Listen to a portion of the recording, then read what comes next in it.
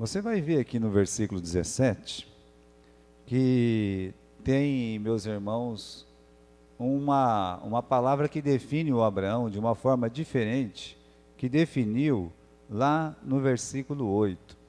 Quando nós estudamos sobre o Abraão, no versículo 8, a palavra de ordem lá era obediência. Por quê? Porque pela fé ele obedeceu. Aqui no versículo 17, muitos anos já tinham se passado. Já tinham se passado mais ou menos 40 anos desde que ele obedeceu, talvez um pouco mais, mas a palavra de ordem aqui é outra. Você vai olhar no versículo 17, que pela fé ele ofereceu, que é um pouco diferente de obedecer. Às vezes obedecer, você só fazer aquilo que alguém mandou, é uma obediência, correto? Mas aí quando você oferece, é diferente. Aí tem uma consagração diferente. Alguma coisa que move você a oferecer e não apenas obedecer, é diferente. É sobre isso que eu queria falar hoje, irmãos. A maturidade de Abraão, que quando ele oferece o seu filho, o filho amado, que é Isaque, quando ele faz isso, oferece o filho amado a Deus, ele dá uma prova de maturidade espiritual. É sobre isso que nós vamos falar hoje. Sobre esse crescimento espiritual que o Abraão teve nesses 35, 40 anos de carreira. Se fosse hoje, seria carreira cristã, né? Mas nessa sua carreira espiritual, a gente consegue enxergar em Abraão o quê? Uma maturidade.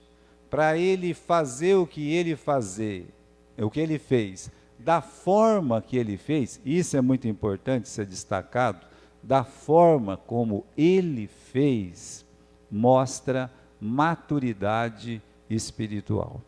E é sobre isso que nós vamos falar, né? Vamos voltar lá no livro de Gênesis, no capítulo 24, onde nós temos a história, 22, Gênesis capítulo 22, onde nós temos a história de como essa vitória da fé, que está descrita no livro de Hebreus, capítulo 11, ela é trazida para nós. Então, capítulo 22, logo aí no versículo 1, diz que depois destas coisas, que Deus, ele provou a Abraão, e disse, Abraão, e Abraão disse, eis-me aqui, e disse, toma agora o teu filho, o teu único filho, Isaque, a quem amas, vai à terra de Moriá, e oferece-o ali, em holocausto sobre uma das montanhas que eu te direi.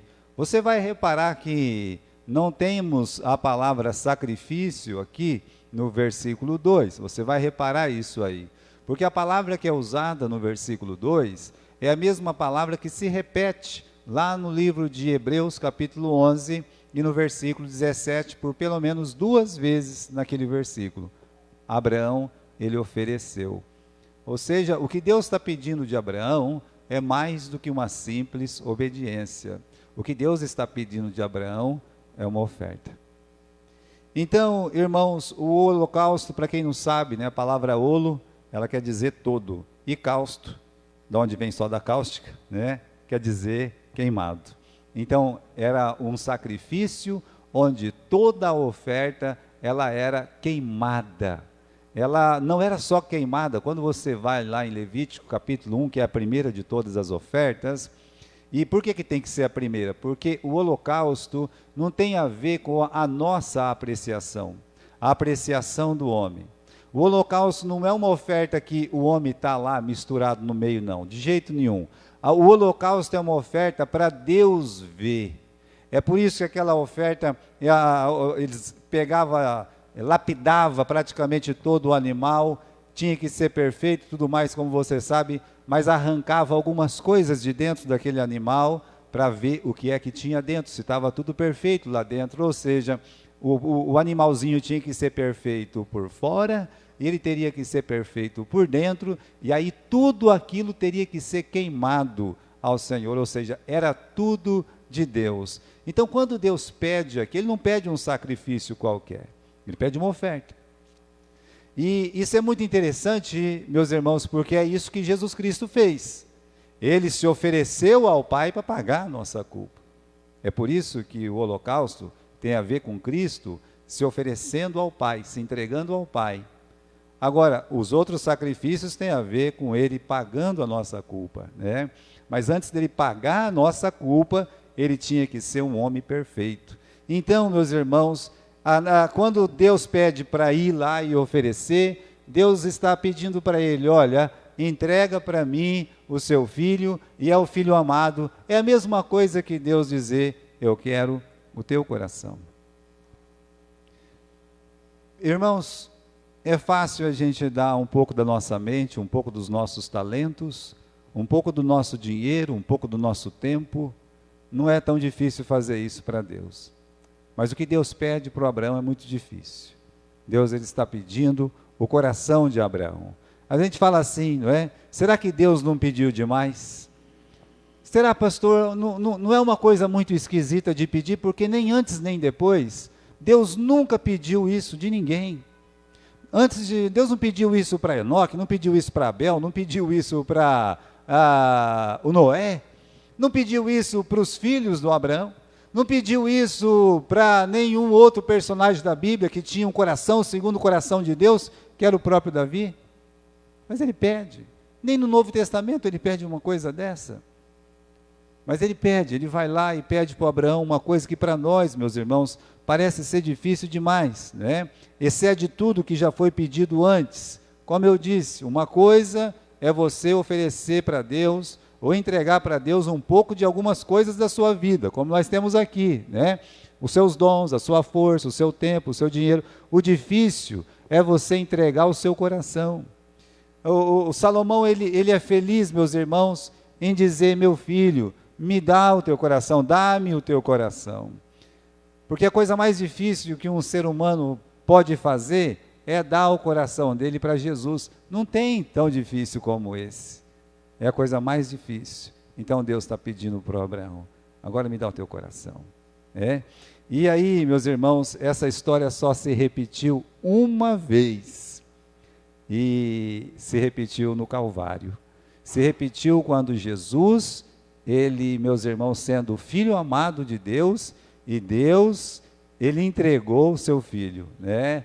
Deus, ele deu o seu Filho unigênito, para que todo aquele que nele crê não pereça, mas tenha a vida eterna. É a única vez que essa história se repetiu, e se repetiu em Cristo Jesus. Agora, irmãos, uma pergunta para nós aqui, tá? Por que Deus pediu uma coisa tão difícil dessa para Abraão? Será, meus irmãos, a pessoa fala assim, não, né? Deus queria saber o que tinha no coração do Abraão. Não, olha, esquece isso. Mas não é isso, não, de jeito nenhum. Deus, ele sabe perfeitamente o que tinha no coração de Abraão. Ele sabia exatamente, meus irmãos, o que Abraão ia fazer do começo ao fim. Ele já sabia de toda aquela fidelidade, de todo aquele amor de Abraão por ele próprio. Deus já sabia de tudo isso. Aliás, Deus já sabe, meus irmãos, tudo sobre nós. Jesus olhou para o Natanael e disse, olha, Natanael, eu te vi quando você estava lá debaixo da árvore. Deus sabe tudo. Então, Deus não pediu isso para Abraão, para quem sabe o Abraão me ama ou não me ama, como é que funciona isso. Não, se fosse assim, ele deixava de ser Deus. Se fosse assim, ele não seria onipotente, onisciente, onipresente, e Deus ele é.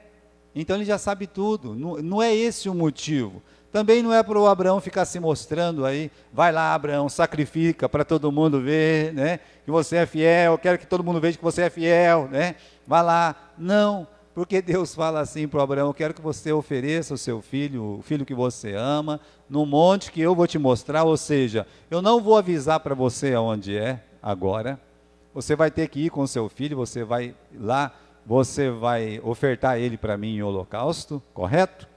E é longe dos aplausos, é longe das críticas, ou seja, não foi para o Abraão se mostrar também.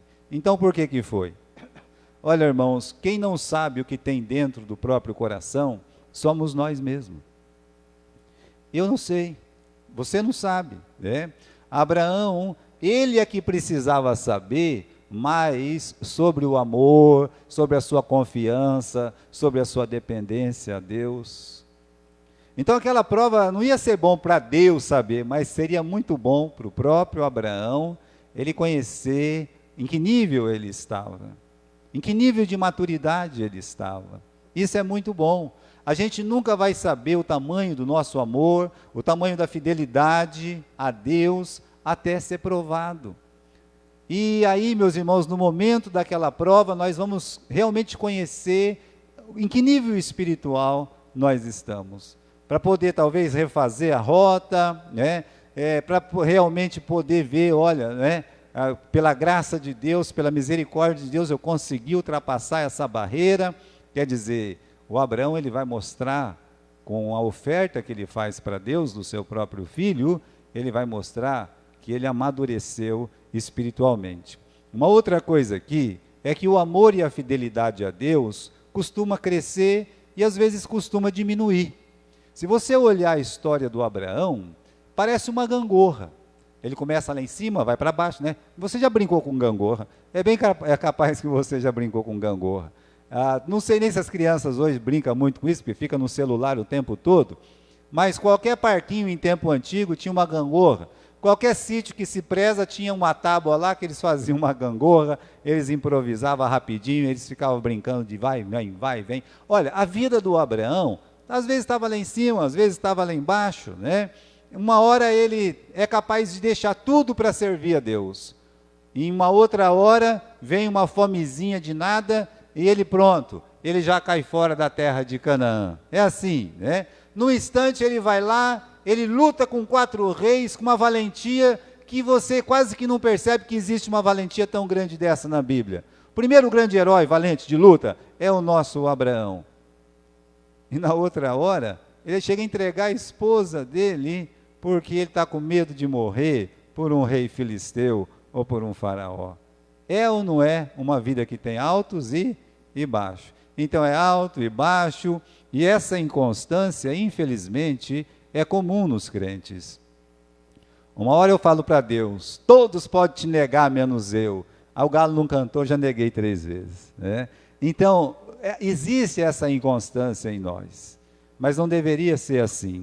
O amor, meus irmãos, e a fidelidade a Deus, infelizmente, pode sofrer variação. Né? Depende dessa questão de maturidade. Nós devemos crescer espiritualmente, se estabilizar realmente espiritualmente, aonde? Né? No poder de Deus, na graça de Deus, na misericórdia de Deus, depender totalmente do Senhor, mas isso tem a ver com maturidade. Agora, a importância do processo nessa passagem, né? Não é só ir lá, eu acho que eu expliquei um pouco isso no começo. Abraão, vamos dar uma olhada aqui no capítulo 22, no versículo 2, né? Toma agora o teu filho, o teu único filho Isaque, a quem amas, vai à terra de Moriá e oferece-o ali em holocausto sobre uma das montanhas que eu vou te dizer. Então não é só ir lá e mecanicamente oferecer ou obedecer aquilo que Deus disse. A pessoa pode pegar e falar assim, se ele quer que eu vou, né? Deus quer que eu vou, e sai chutando os baldes, né? É uma forma de obedecer. Vocês não acham que isso é uma forma de obedecer? Não é? Com raiva, com descaso, sem ter consciência daquilo que vai fazer, ou daquilo que Deus pediu, de como deveria fazer. Então, às vezes a pessoa vai lá e faz porque alguém mandou fazer, eu vou fazer. Deus mandou fazer, eu vou fazer. Olha, não deixa de ser uma obediência. Mas não era essa obediência que Deus estava querendo dele. A forma que o Abraão cumpre a ordem, o jeito que ele faz, do começo até o fim. E nós chamamos isso então de processo, né? A forma que ele cumpre todo esse processo, então isso vai mostrar amadurecimento pela prontidão, pela própria maturidade, né, demonstrada, pela fé, ou seja, a dependência total do Abraão a Deus, tá? Então vamos ver primeiro essa questão da prontidão. Olha aqui, Deus deu a ordem no versículo 3, então se levantou Abraão de madrugada, ou pela manhã de madrugada, né? Abardou o jumento, tomou consigo 2 moços, e Isaque seu filho, cortou a lenha para o holocausto, levantou-se e foi ao lugar que Deus dissera. Se você reparar, ele está tomando muitas atitudes dolorosas, sim, sabe? Levanta cedo, chama o seu filho, chama as pessoas que vão com ele, esses 2 rapazes, e aí vai lá e corta a lenha. Imagine ele cortando a lenha, sabendo que aquela lenha ia queimar todinho o seu filho. Que ele pegaria o seu filho, levaria naquela montanha e teria que realmente oferecer em holocausto para Deus. Então, primeiro, essa prontidão, ela foi revelada da forma imediata como ele obedeceu, né? Não ficou pensando, vou pensar se eu obedeço, se eu não obedeço. Não, a primeira coisa que ele fez quando ele levantou, já foi lá e obedeceu. Uma outra coisa, ele não questiona Deus. Ele não faz um protesto. Eu lembro os irmãos que o Abraão, ele era muito questionador. Ele, para levantar um protesto, era rapidinho. Deus, depois de prometer um filho para ele, no capítulo 15, o que ele faz? Deus fala, ô Abraão, eu sou o seu escudo, né? E o Abraão já vai reclamando, senhor falou que vai me dar um filho, não me deu um filho, né? Está aqui o Eliezer que vai herdar tudo que eu tenho, o que o senhor vai me dar? Meio chateado, meio aborrecido com Deus, questionando a Deus, porque não tinha nascido o filho ainda. Irmãos, Deus está pronto para os nossos questionamentos. Eu já ensinei isso aqui para vocês. Você pode questionar Deus. Você pode ir lá e reclamar, se você quiser, vai lá, faça a sua reclamação formal para Deus. Mas lembre-se de uma coisa, sempre que nós reclamamos em casa, na igreja ou para Deus, é imaturidade. Então ele tinha esse tempo de reclamação, né? Ele, meus irmãos, questionou a Deus pelo filho que não vinha, que me darás, questionou a Deus sobre a destruição de Sodoma e Gomorra, ele não concordava com a ação de Deus, ele chegou mesmo a interceder diversas vezes, Senhor, mas se lá tivesse 50 justos, 40 justos, 30 justos, 20 justos, 10 justos, Senhor, né? Ou seja, apelando a Deus, perguntando a Deus, por que isso, né? A paciência de Deus é infinita. Estava pronto, eu não vou destruir, não. Se lá tiver 10 justos naquela cidade, eu não vou destruir aquela cidade. Então, irmãos, ele teve esse tempo aqui de questionamentos, mas reclamar é sinônimo de imaturidade. Lembra do Israel no deserto? Reclamando o tempo todo e de tudo. Uma hora era pela água, outra hora porque não tinha o que comer, a outra hora porque não tinha carne, a outra hora porque só tinha maná, a outra hora que o maná não estava bom, né? Não estava, sabe, irmãos, não tinha como agradar aquelas pessoas. E nós descobrimos na nossa vida espiritual, alguma fase da nossa vida espiritual, que as pessoas podem fazer de tudo para nós e não vai nos agradar. É criancice da nossa parte. É imaturidade. Então, um dos males da nossa vida é viver reclamando, murmurando, coisa que só azeda a vida. Nós estávamos falando com os adolescentes hoje aqui. Sabe aquela história dos olhos maus e olhos bons? E como é que eu vou interpretar o que é um olho mau? Bom, Jesus explica. Aquele dono de sítio que saiu contratando lá um monte de empregado, em horários diferentes, contratou um camarada às 6 horas da manhã, outros camaradas lá às 9, à meio-dia, às 3, faltando 1 hora para acabar o dia de serviço, ele foi lá e contratou um grupinho, né? E aí, na hora de pagar, pagou o mesmo tanto para aquele que trabalhou só 1 hora, e o mesmo tanto que trabalhou o dia todo. Aquele que trabalhou o dia todo protestou, reclamou, opa, o que é isso aí, né? O camarada só trabalhou um dia, recebeu R$100, eu trabalhei o dia todo, recebi R$100.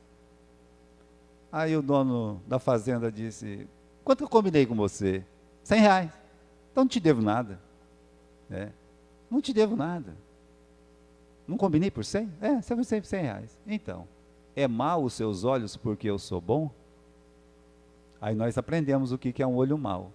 Olho mau é ver a vida dessa forma, com inveja, com raiva, com ódio, com mágoa, com ressentimento.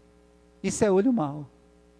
Então, irmãos, se os seus olhos são maus, toda a sua vida, todo o seu corpo será trevas, vai ser tenebroso, né?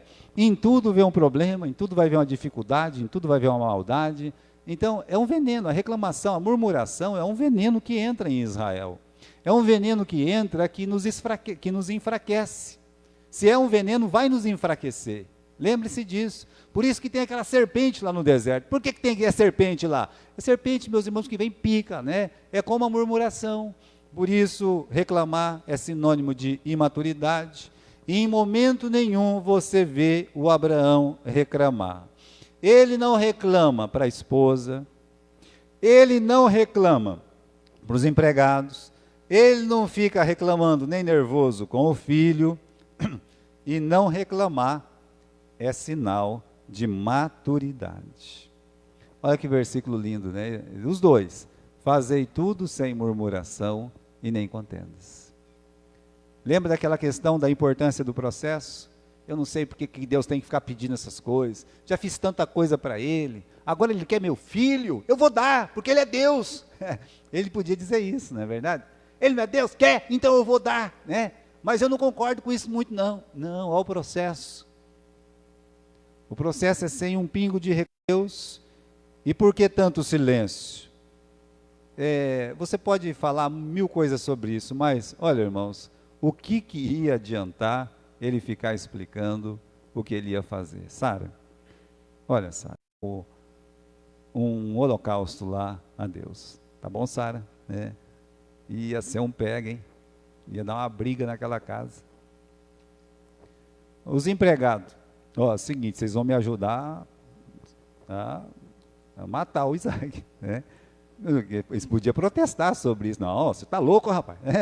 Não faça uma coisa dessa. Agora esse velho endoidou de vez. E ele também não falou para o filho. Então, irmãos, por que tanto silêncio? O que ia adiantar explicar o que Deus pediu para ele? Tem certas situações que tem que ficar quieto, como Jesus ficou quieto na frente de Pilatos. Disse aos rapazes: ficai aqui com o jumento, e eu, o moço, iremos até ali, e havendo adorado, tornaremos a vós. Em momento nenhum ele falou dessa oferta que ele ia fazer, que era o próprio filho. Ele não fala nada disso. Há uma maturidade em Abraão dizer: olha, nós vamos até ali, nós vamos adorar, daqui a pouco a gente volta para vocês, tá bom? Ninguém está preocupado, ninguém está chamando ele de velho biruta, sabe? Então, ele está firme no propósito dele. Uma outra coisa, quando ele quebra o silêncio com o filho dele, na verdade é o filho que quebra o silêncio. Se você olhar aqui no versículo 6, tomou Abraão a lenha do holocausto, pô-la sobre Isaque seu filho, tomou o fogo e o cutelo na sua mão e foram ambos juntos. Os dois estão juntos, né? Então falou Isaque a Abraão seu filho e disse: meu pai. Você sabe que no original tem um silêncio aqui depois de meu pai. O filho está sabendo que alguma coisa está errada, ele fala assim: pai. E não fala mais nada. Ele não pergunta, ele podia falar: pai, e continuar o assunto. E o Abraão é que abre, meus irmãos, um momento ali de diálogo, né? E disse: eis-me aqui, meu filho. E ele disse: eis aqui o fogo e a lenha, mas onde está o cordeiro para o holocausto? Pai, aqui tem o fogo, tem a lenha, mas onde está o cordeiro, pai? E aí o silêncio é quebrado, como eu disse, com muita maturidade. Versículo 8, um pai que tem fé, um pai que se entregou totalmente a Deus, um pai que sabe quem é Deus, pode dizer o que Abraão disse: Deus proverá para si o cordeiro para o holocausto, meu filho. E assim caminharam juntos. Se ele dissesse para o filho: meu filho, você vai ser sacrificado. E o Isaac, para mim, ele já sabia de tudo. Ele sabia o que estava acontecendo. Mas o pai não disse nada. É aquele silêncio, silêncio santo. O pai animou ele e disse: meu filho, Deus vai prover para você um cordeiro. Ele encheu o coração do filho dele de fé, pela forma que ele está fazendo tudo aquilo. Meu filho, teu pai te ama muito, mas eu não posso desobedecer a Deus. Teu pai não pode fazer uma coisa dessa. Eu vou ter que te amarrar, eu vou ter que te sacrificar. Fecha o olho, meu filho. Imagine ele fazendo isso.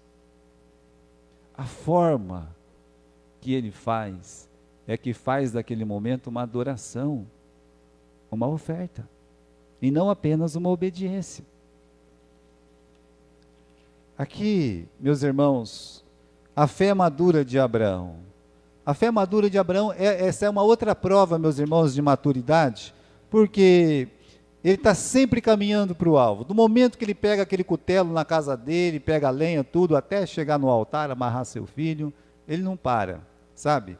Ele caminha sempre para o alvo. Em momento algum ele parou a atividade espiritual que ele estava fazendo. Ele não tinha tempo para parar uma atividade espiritual que ele tinha começado. É tipo um Neemias mesmo, né?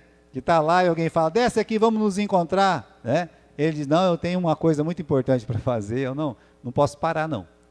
Agora eu não posso parar. E aí, meus irmãos, meditando profundamente no poder de Deus, o que nós aprendemos, não aqui apenas, quando ele fala Deus vai prover para si o cordeiro, o que nós aprendemos, e agora, é lá do livro de Hebreus, eu convido você para voltar comigo no livro de Hebreus, o que nós aprendemos é que ele não tinha fé na desistência de Deus. É muito importante a gente lembrar disso. Ele não estava esperando que Deus ia desistir, ele estava esperando uma outra coisa. Capítulo 11 e versículo 17. Pela fé ofereceu Abraão a Isaque quando foi provado, sim, aquele que receber as promessas ofereceu o seu unigênito, sendo-lhe dito: em Isaque será chamada a sua descendência, considerou que Deus era poderoso para até dentre os mortos o ressuscitar. Ele não estava considerando que Deus ia mudar de ideia, tá? Ele estava considerando o poder de Deus o tempo todo. Ele estava considerando que Deus ia fazer alguma coisa assim, mas ia ser uma coisa maravilhosa, tipo uma ressurreição. É o que a Bíblia está dizendo aqui. Então, meus irmãos, a sua fé é uma fé na veracidade de Deus. O que fez ele levar aquela oferta? A veracidade de Deus, a fidelidade de Deus.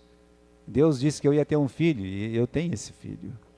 Deus disse que esse meu filho, que é Isaque, as descendências dele vai encher a terra, vai ser como as estrelas do céu e como o pó da terra. Deus não mente. Isso é uma fé madura. Não é uma fé pessimista, não. Isso é uma fé madura, que olha e, como está aqui no nosso texto, considerou. Eu estava, irmãos, estudando essa palavra considerou, na grandeza dela, né? Quando ela está em alguns lugares da Bíblia. É uma espécie de lógica, sabe?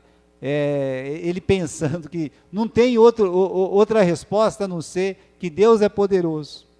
Então, ele só pensou numa coisa, do começo ao fim: Deus, ele é poderoso, e Deus, com certeza, ele tem uma solução para esse dilema. Deus, ele tem já uma solução para esse dilema. É claro que ele não imaginava que Deus ia mandar parar na última hora, porque ele levantou o cutelo, como está escrito aqui no livro de Hebreus, ele esperava que Deus ia ressuscitar o seu menino. Então, olha, oferecer é mais do que apenas obedecer, porque nessa obediência tem uma disposição prévia de adorar a Deus, mesmo que a situação seja apavorante. É aquela pessoa que vai para obedecer a Deus com prazer, com fé, decidido, sem reclamar. Então o Abraão, ele se mostra maduro. Veja aí, maturidade. Maturidade é quando aprendemos a analisar todas as situações de forma espiritual. O homem espiritual discerne bem tudo.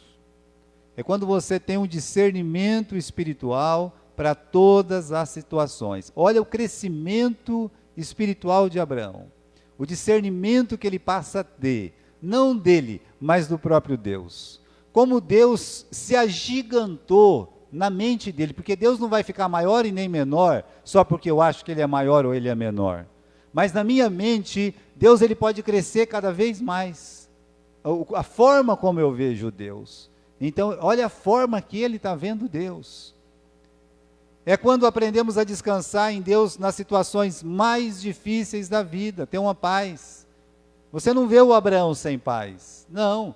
E quando nos momentos mais difíceis você consegue ter essa paz, descansar em Deus, quando nós paramos de reclamar e passamos a agradecer. A reclamação, ela é oposta ao agradecimento, ao louvor, à adoração. Você vai perceber isso aqui na vida do Abraão, o momento mais difícil, ele chamou de adoração. Nós vamos lá, eu e o menino, nós vamos adorar e nós vamos voltar. Mas o Davi também, quando ele tem o momento mais difícil da vida dele, quando ele sobe no Monte das Oliveiras, e ele está chorando, descalço, com cinza na cabeça, ele chega no Monte das Oliveiras, a Bíblia diz que adorou a Deus. Ele sai daquele monte, ele é apedrejado, ele é xingado, ele é humilhado, e ele fala, se Deus mandou, então louvado seja o Senhor. Então, irmãos, isso mostra maturidade. A maturidade, quando nós paramos de reclamar e nós passamos a agradecer.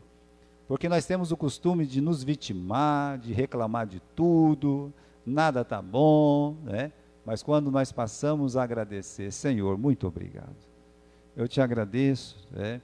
Em vez de eu chegar e falar assim, que droga de serviço que eu tenho? Você dizer, olha, graças a Deus, eu tenho um lugar para trabalhar, onde eu posso tirar um pouco de sustento que eles me dão ali, mas é o suficiente porque está nas mãos do Senhor e Ele está dando para mim. Então, meus irmãos, é uma forma diferente. E quando não temos resposta, mas temos fé, que Deus sempre tem uma solução inusitada. Você não vai ter resposta para tudo que acontece na sua vida. Se você não tem resposta para tudo que acontece na sua vida, que dirá para a vida do outro? Já pensaram sobre isso? Eu não tenho para a minha vida, não, você não tem, né? Mas, e do outro? Piorou. Vou fazer o que então? Olha aqui, né? Maturidade é quando não temos resposta, mas nós temos fé que Deus sempre tem uma solução, né? Eu não sei o que está acontecendo agora, não entendo por que isso aconteceu, mas eu tenho fé que tudo que acontece dá mais glória para quem? Dá mais glória para quem? Para Deus. Tudo que acontece dá mais glória para Deus. É quando a obediência mais difícil se torna numa oportunidade de adoração. Isso é maturidade. A obediência mais difícil acaba sendo um momento de adoração. Maturidade é crescer espiritualmente. Agora, irmãos, que honra que é ter o coração provado por Deus, né? Já pararam para pensar nisso? Que honra que é isso? A que nível o Abraão chegou, né? Veja, né? Antes ele nunca podia, Deus nunca pediu isso dele antes. Ele não estava preparado. Bastava uma fominha lá em Canaã, ele já caía fora. Vai estar preparado para entregar o filho? De mudar de uma cidade ele tinha medo de morrer. Então, como é que vai fazer? Então, irmãos, não precisava ser provado. As próprias situações, circunstâncias diárias, a coisa corriqueira, ele já vivia tropeçando. Mas quando a gente chega nesse nível que ele chegou, né, de ter o coração provado por Deus, isso é uma honra, né? Chegar nesse ponto é uma honra.